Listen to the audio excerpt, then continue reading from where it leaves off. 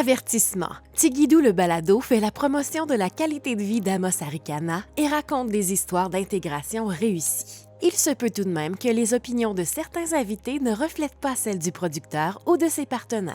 C'est peu probable, mais nous préférons vous en avertir.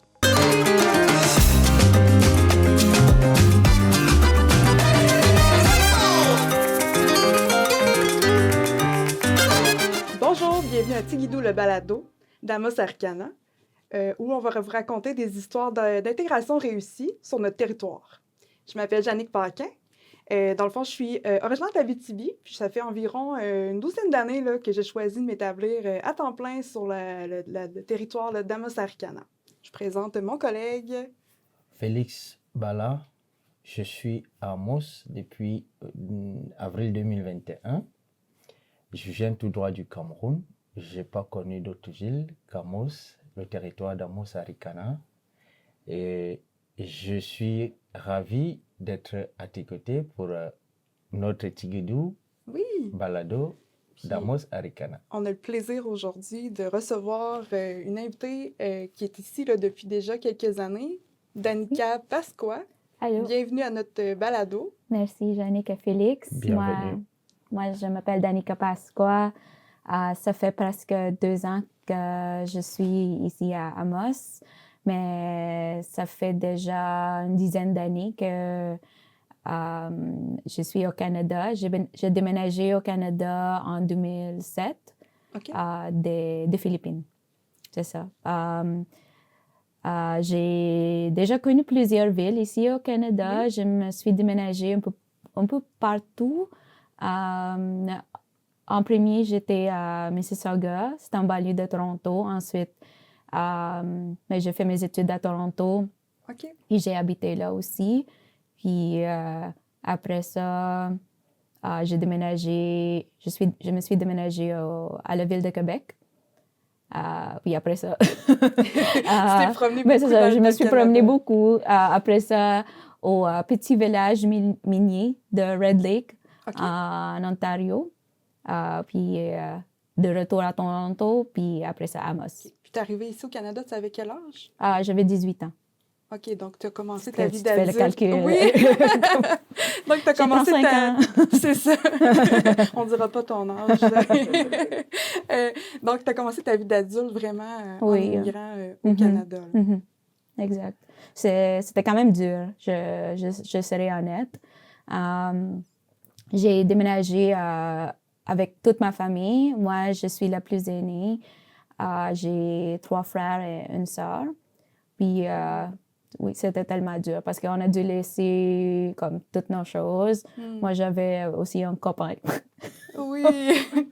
Young love.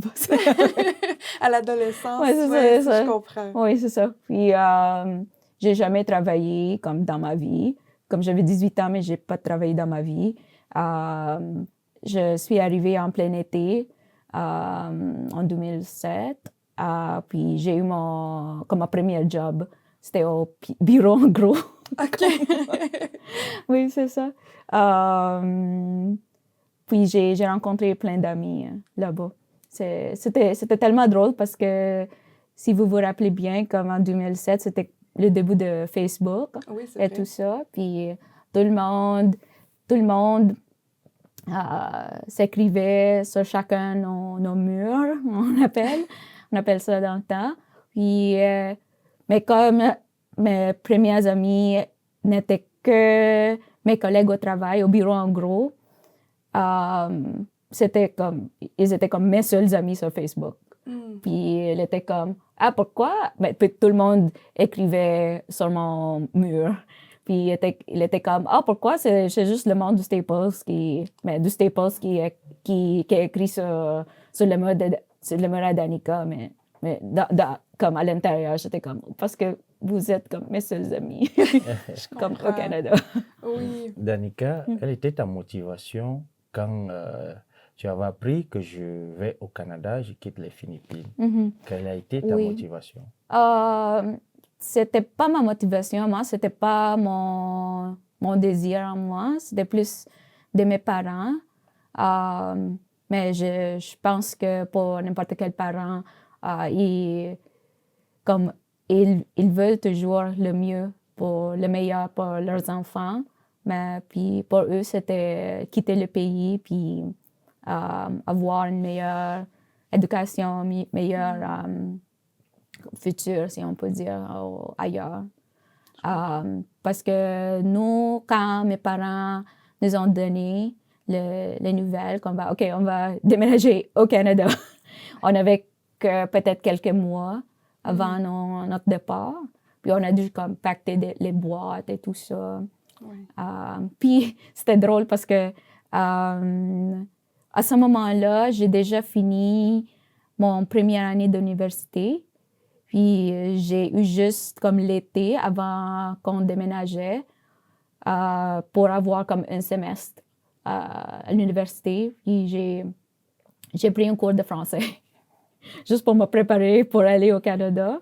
OK. Mais même si j'allais à Toronto, comme dans une banlieue de Toronto, parce que comme j'ai appris qu'au Canada, ils parlent français.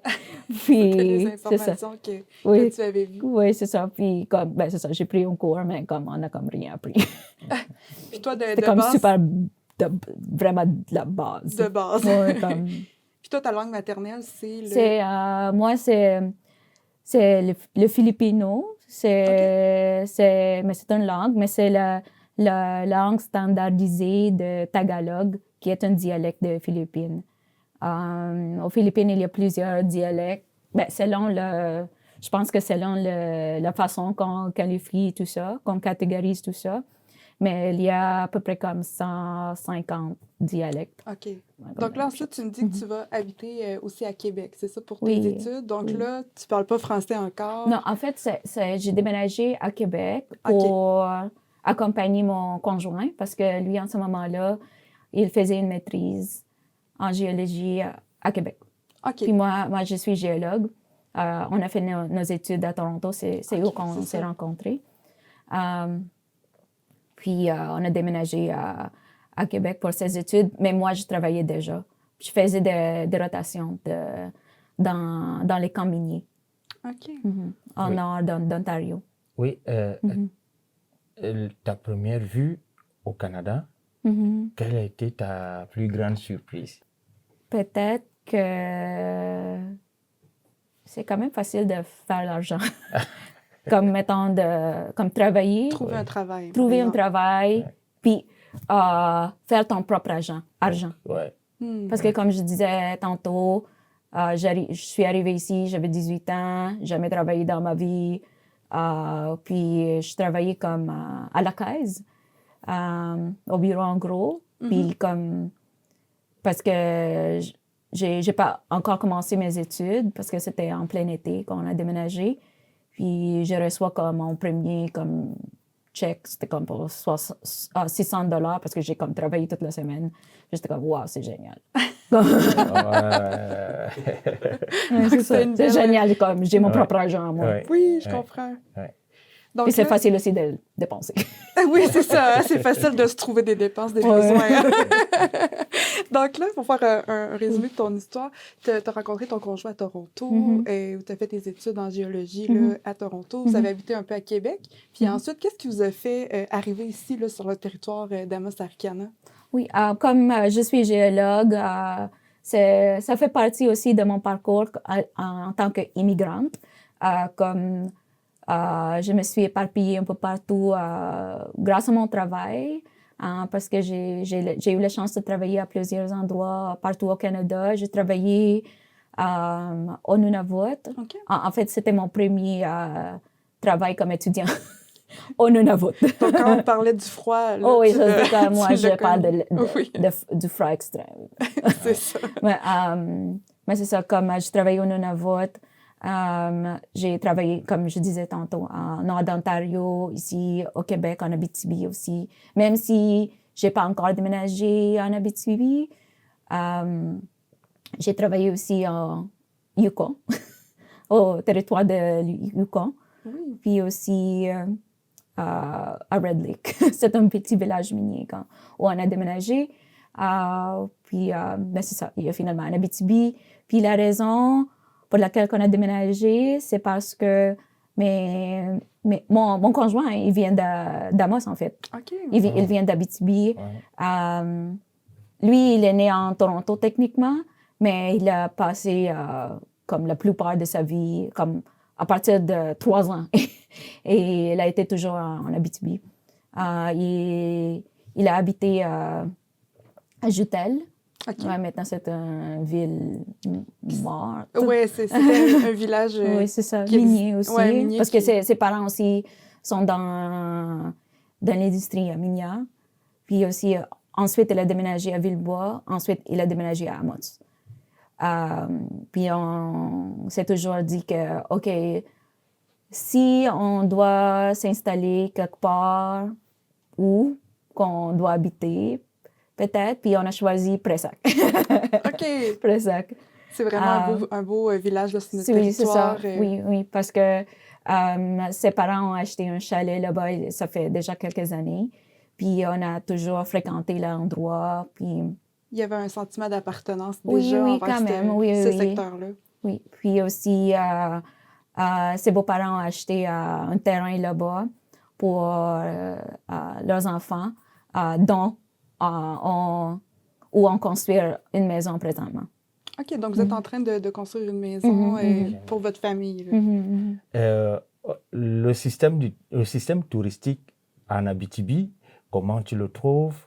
Comment est-ce que tu te déploies pour vivre ce tourisme-là, vivre cette vie, le climat pendant l'été, pendant l'hiver? Comment est-ce que tu trouves le tourisme dans l'Abitibi et à Amos-Arikana? C'est une particulièrement? excellente question. J'essaie de toujours faire quelque chose. Je suis quand même la personne qui essaie de remplir son agenda avec plein d'activités. Mais je pense que c'est un de mes moyens pour trouver le plaisir d'être quelque part. Puis je trouve qu'ici en Amos-Arikana, il y a beaucoup d'opportunités. En été, mais surtout, il faut faire un peu de recherche, mais surtout, toutes les choses se trouvent dans leur pamphlet, de leur carte touristique, comme de leur livre touristique. Mais en été, on essaie de profiter le maximum possible l'été, parce que c'est assez court, puis j'adore l'été ici en Abitibi. Je pense que je préfère même de rester un été ici qu'aller au sud. Ah oui? Pour de vrai. Parce que j'adore cueillir de baies, de fruits sauvages. Ouais. Puis après Moi- ça, il doit y avoir beaucoup de Oui, bleuets. il y en a Oui. beaucoup. Sur le terrain de mes beaux-parents, on a un framboisier, c'est génial. Puis j'ai deux jeunes enfants. Puis mon plus grand, il a 2 ans et demi présentement. Lui, il adore cueillir de fruits sauvages. Puis cette année, on s'est lancé vraiment sur les champignons. Mais moi et mon mari, on connaissait déjà un peu des champignons.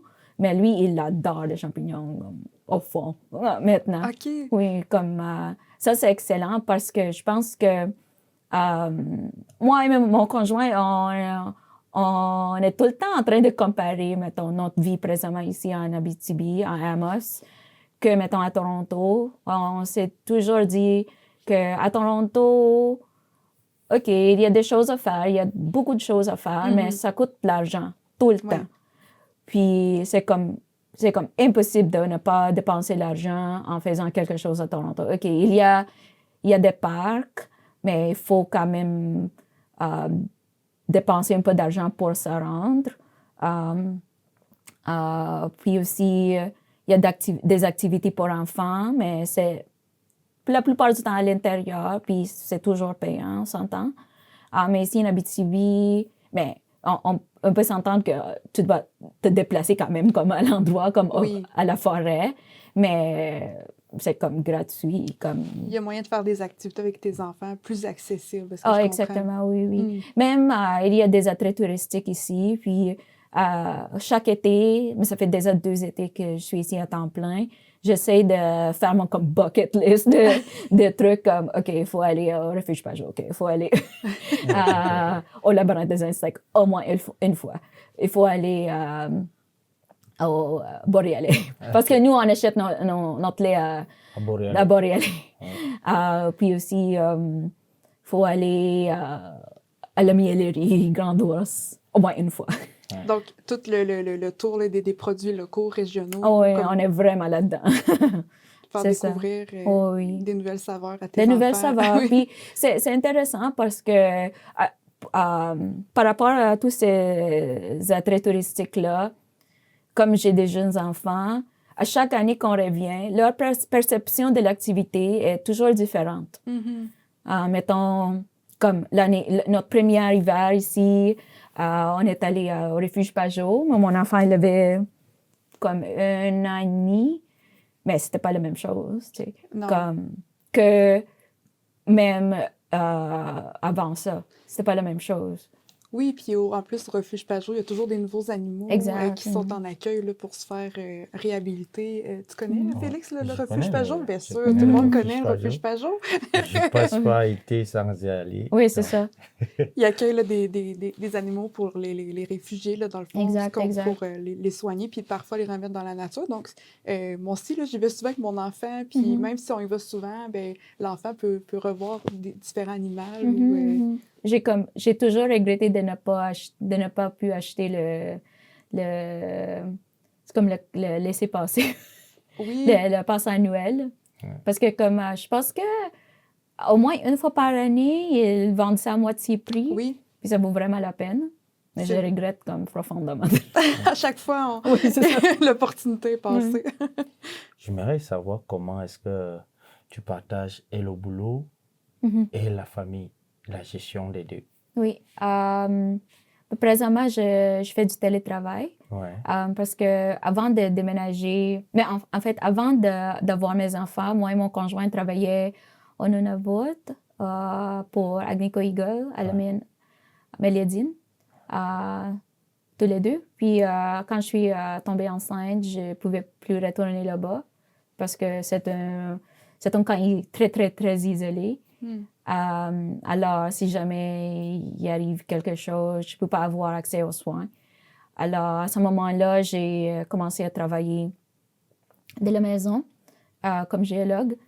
Puis, ben, en tant que travailleur à domicile, c'est comme très facile quand même d'avoir une conciliation de travail-famille. Mais mon conjoint, lui, comme j'ai expliqué, lui, il a travaillé dans le Nord aussi avant, mais il a pu trouver un travail ici en Abitibi. Il travaille présentement à la mine Goldex à Val-d'Or.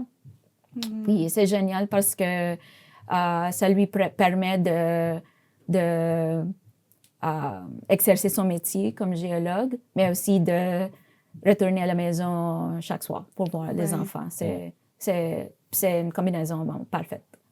Parce que probablement, moi, j'aurais aimé la chance encore de travailler sur le site, mais j'aimerais quand même voir mes enfants chaque soirée. Oui. Comme rendu là, c'est très difficile de faire de 2 semaines, comme on faisait avant. Oui, puis ça va tellement vite avec des enfants qui changent Oui, c'est ça. en Parce peu que, de temps. Là. oui, c'est ça. Quand on habitait à Toronto, parce que c'est où mon fils est né, quand on habitait là, mon mari faisait toujours de rotation au Nunavut. Mais comme à chaque mois qui passait, il y avait tellement de choses qui changent, surtout avec un tout petit bébé. Puis, c'est pas qu'il a regretté n'a pas pu être là pendant ce temps-là, mais il est tellement content d'être là, d'être ici avec nous présentement. Et je veux savoir des structures d'accompagnement, OK. oui, qui sont installées à Amos, à Ricana, des accompagnements, par exemple, des garderies d'enfants et ainsi de suite. Est-ce que tu as accès à ces services? Est-ce que tu préfères rester à la maison, travailler en ligne pour mieux garder tes enfants? Je pense que Premièrement, il y a le système d'accompagnement pour les familles Oui. ici, au moins à Amos ou au Canada. C'est très, très différent que mon pays Ouais. ou des autres pays. Dans mon pays, si tu fais partie d'une famille qui a quand même des moyens, normalement, tu engages un nounou à la maison pour Ouais. prendre soin des enfants. Ouais. Il n'y a pas tellement de notion de garderie chez nous. Ouais. C'est surtout soit que l'enfant reste à la maison avec le nounou ou avec ses grands-parents. OK. Puis, c'est ça. Mais tandis que ici, il y a plus de moyens pour la femme qui allait rejoindre le marché du travail. Alors, moi, personnellement, je préfère de continuer à travailler. J'ai quand même profité pleinement de mon congé de maternité pendant 1 an. Puis aussi, d'ailleurs, je suis toujours en congé de maternité parce que j'ai un autre petit bébé qui a présentement 5 mois. Ouais. Mais je pense que j'aime le côté professionnel, le professionnel de moi-même. Ouais. Alors, présentement, mon fils, il va à la garderie, dans une garderie milifamiliale à Pressac. OK. En attendant qu'on déménage là-bas à temps plein. OK. Au niveau des services familiales dans la MRC, ici, là, sur notre territoire, je pense que c'est un milieu quand même dynamique pour nos familles. Est-ce que tu as des coups de cœur sur des activités que tu as déjà participé avec tes enfants? Moi, pendant ma première année ici en congé de maternité, j'ai passé beaucoup de temps à la maison de la famille. OK. Parce que en Ontario, on a quelque chose qu'on s'appelle On y va. Mais c'est un jeu de mots. Pour on, comme Ontario, O-N. OK. On y va. Mais en anglais, c'est Early On. Aussi un autre jeu de mots. Early On.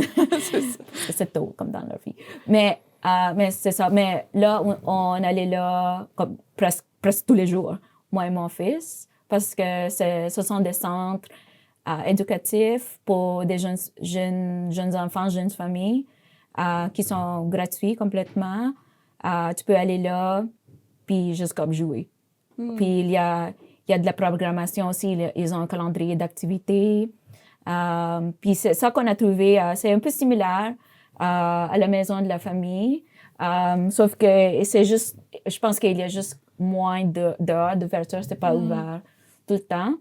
Mais c'est ça, j'ai essayé de participer à plein d'activités à la maison de la famille. C'est où que j'ai rencontré la plupart de mes amis. Mes amis de parents. Oui. Oui. Donc, c'est ça. l'occasion aussi de rencontrer, de Oui, c'est réseauter avec d'autres mamans ou de Oui, papas c'est génial. Parce que il y a, malgré la pénurie de garderies, ici, mais en Amos, en Abitibi, partout au Québec, au Canada, comme la maison de la famille, ça donne l'opportunité aux parents qui restent présentement à la maison, soit par choix ou soit par le manque de garderies, pour se trouver un endroit où pour juste comme faire de quoi avec leurs enfants, de ne pas rester pris à la maison. C'est ça, c'est une très, très, très belle communauté que j'ai trouvée là-bas. Puis, même après ça, moi puis la famille que j'ai rencontrée là-bas, on a continué de se fréquenter en dehors de la maison de la famille. Comme on n'a pas besoin de se rencontrer pendant les heures d'activité de la maison de la famille. On a chacun pris nos contacts, puis on a continué quand même de se trouver ailleurs. C'est ça. OK. Restons dans le cadre familial et je vais évoquer l'aspect culturel. Le jumelage culturel philippine-québécois.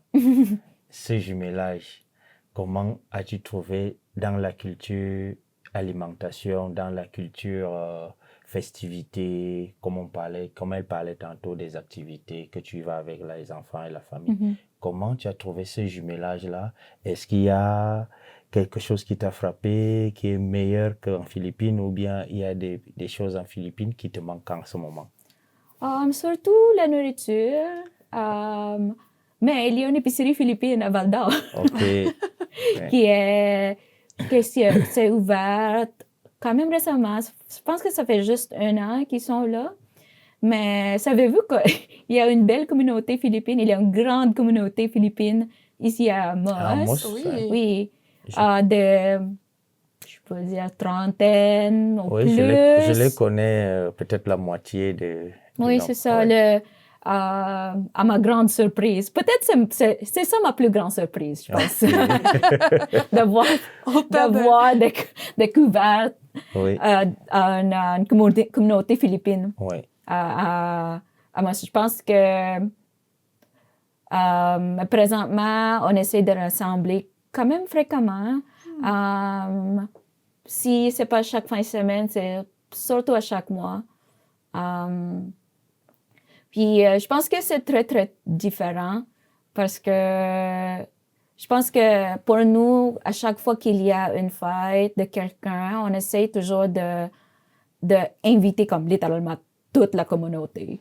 Même si tu connais pas forcément la personne, tu dois y aller pareil. Tandis que peut-être ici, au Québec, c'est vraiment comme sur invitation seulement. Comme, t'as pas le droit de se présenter si t'es pas invité, mettons. Okay. Je pense que c'est ça la grande différence que je trouve. À part de ça, c'est toujours comme les festivités tournent autour toujours la bouffe, comme toutes les cultures. Okay. Tu parlais tantôt, Danica, là, de la communauté que tu avais trouvée ici, là, au niveau de la communauté philippine. Je pense que tu fais aussi une activité avec eux qui vous rassemble, qui rassemble aussi les personnes originaires là, du territoire d'Amos-Arikana. Je pense que tu pratiques quand même plusieurs activités. Là. Je pense que tu es une bonne ambassadrice là, de notre territoire, mais parle-moi un peu des activités que tu fais avec les personnes, là, tes amis que tu as découverts. Oui, j'ai découvert une chorale interculturelle. OK. Oui, à l'église. Je sais même pas comment que... Je me rappelle même plus comment je les ai trouvés, mais ben c'est ça. Mais je me suis réunie avec un groupe de chanteurs dans une chorale interculturelle, si on peut dire. Mais ce sont des personnes qui ont une passion pour le chant. T'as pas besoin d'être bon ou bonne, mais surtout c'est pour chanter dans les messes interculturelles parce qu'à Amos, à l'église Christ-Roi, il y a des messes interculturelles une fois par mois. Puis c'est là où on chante parce que d'habitude les messes de dimanche ou de samedi, ce sont le vrai chorale de Christ-Roi, comme avec genre de virtuoso. Mais nous, c'est comme juste notre petite chorale interculturelle. Mais c'est ça, ce sont des gens d'un peu partout. C'est génial parce que ça ressemble vraiment des gens qui ont le goût d'être plus dans la communauté, mais qui ont le goût aussi en même temps de continuer à vivre leur culture à travers les chansons. mais c'est ça. Mais pendant les messes interculturelles, qu'est-ce qui est intéressant, c'est que on essaie d'apprendre comme une chanson dans différentes langues. Comme étant une chanson qui vient des Philippines, une chanson qui vient de, je sais pas moi, on a appris une fois une chanson de Cameroun, puis aussi de différents pays, de toutes sortes de pays du Mexique. Okay, je sais pas. Mais c'est ça, c'est cool parce que tu vas chanter comme dans une autre langue. Oui, de différentes cultures. Oui, différentes cultures, mais comme on vit comme notre foi, mais à travers notre culture. C'est différentes cultures. Oui, c'est ça. C'est une belle communauté de partage, je trouve. Puis au niveau de l'accès, justement, on parle de la langue. Toi, je pense que c'est ça qu'on disait tout à l'heure, tu es déménagé à Québec plus tôt, auparavant, tu me parlais, c'est là que tu as appris le français. Oui.